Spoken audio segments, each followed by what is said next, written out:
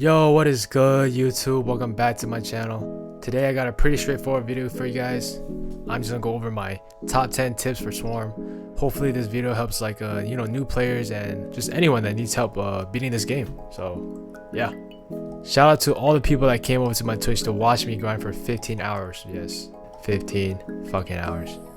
Shit was crazy, bro. Crazy stream. Anyways, shit was like it was so much harder on live than on PVE, bro. I don't know what they did to it, but look at my screen, bro.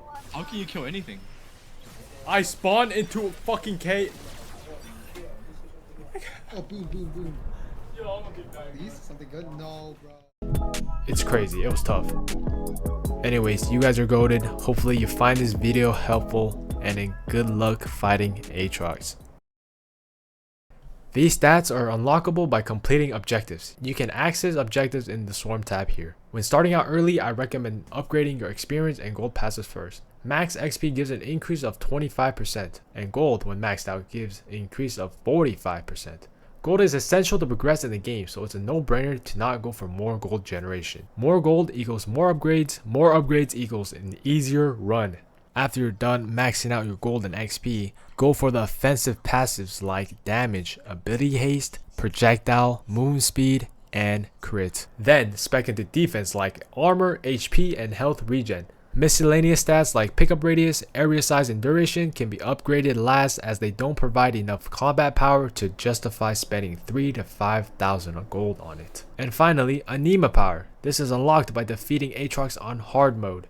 Once unlocked, you can upgrade this passive to a maximum of 100 levels. Anima power is essential for beating this game mode on extreme. Ice armor is by far the most important weapon in the game. It blocks one instance of damage from any source and is crucial for extreme mode because everything just straight up one-shots your ass. I've made a tier list a couple days back ranking this one A tier, but I might need to go back and update it because playing this shit from scratch again made me realize how necessary it is to have this. Like, it's almost impossible to beat Aatrox without it. But not just Aatrox, any boss. If you do somehow manage to beat all maps on extreme without ice armor, man, I will salute you because damn, bro might be the LeBron James of Swarm. This one is not really a tip, but more like a how strong I think each champion is at the moment. I believe Xayah is by far the best champ. She has great DPS, single target, AoE, and burst. But if you take Yasuo for example, he is terrible early game. He has trash single target DPS and pretty much useless until you evolve his ability.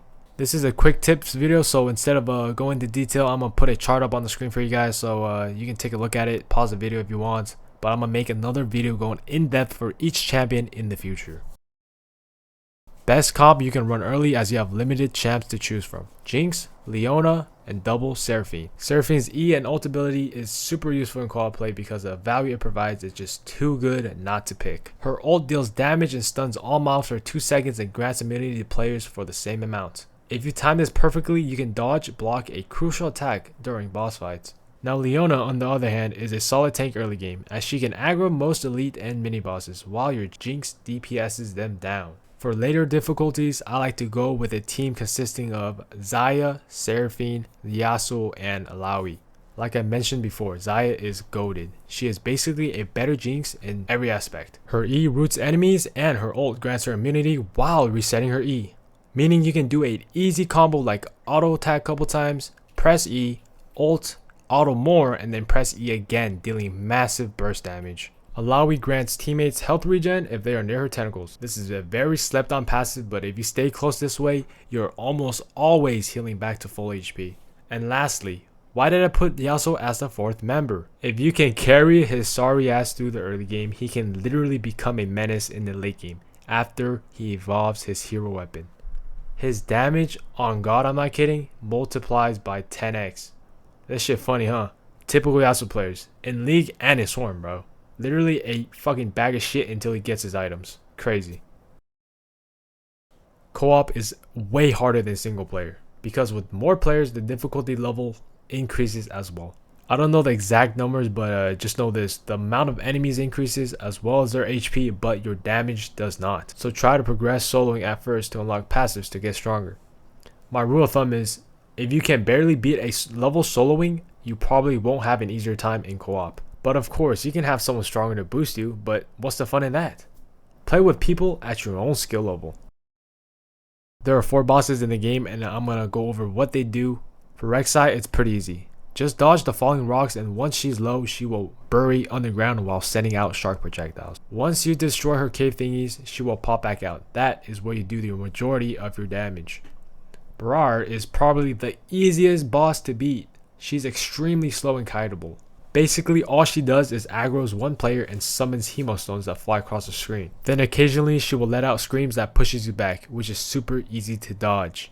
Dodge her screams and run around in circles and you should beat her no problem. Now for Bel'Veth. I'm not gonna lie, I think she might be the hardest boss to fight. Similar to Rek'Sai, you have to dodge her falling rocks. Once she gets to about half HP, she summons 4 corals in each corner. Super easy to dodge, just go to the opposite side of where she is. Now, her final phase is where most people fail. I didn't know this until my friend pointed it out recently. She actually has a preemptive attack pattern that she lays out before attacking. Look here for example. If you can memorize the pattern, you should be fine. Finally, we have Aatrox. You might be wondering, why is Aatrox not the most difficult boss? Well, I'm about to show you some tech that you have never seen before. But first, let's talk about his attack patterns. He is basically a combination of the last 3 previous bosses. First is his regular 3-sword slam combo. Then he sends out flying blades across your screen. And once he is low enough, he summons another pillar to drag you across the map. And finally, there are tsunami waves that come after the pillar attack. The trick to beat him is simple. Just go over to the top left corner of the map and look. The swords don't even reach you there. Just keep kiting him up or down until he's dead. This one is pretty self-explanatory. If you want to min-max your choices without wasting rerolls, just pick the best option that's given. For example, you get offered 2 bad options and 1 mediocre one. Just take the mediocre one. Save the rerolls when you really need it. Don't always roll for BIS because you might need them late game. Obelisks are the rechargeable buffs that can be found in the middle of each map. For example, the first map you have the giant heal circle in the middle. Cannon on the second, freezes on the third, and MF on the fourth. Use them to your advantage and try to play around them because they might save you. You know I'm a heavy advocate for XP stat, but in some situations it might not be the best and most correct move. Think about it. What is XP stat good for if you can't even kill the enemies in the first place?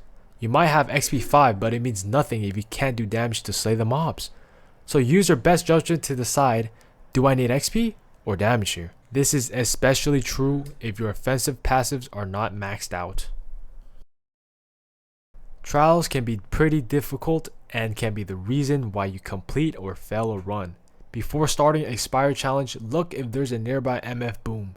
Collect it first, then capture the Spire. This can help you immensely as some of the buffs are literally so OP and game breaking. You get the boon? Can you with the boon? One player. Get the boon, I got it. Oh my god. Car. Holy shit. Holy shit. Yo, run the whole circle. I'm actually running this entire lab, bro. Oh my god. Oh my god. Look at this. This is so satisfying. Holy fuck. Go.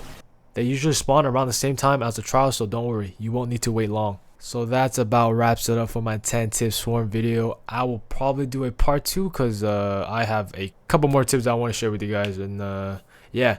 Anyways, if you found this video helpful, please leave a like and subscribe. Let's get to 300 subaroos. Anyways, I appreciate you guys so much and thank you for watching. Have a good one. Peace. Bye. Saving guy plays this every day, man. True. This guy got tired of the washed allegations, but he wanted to practice it. Oh GG. my god! Am I beast or what? Yo! Yo, was that kind of clean or no? That was fantastic. Wait, that was kind of clean.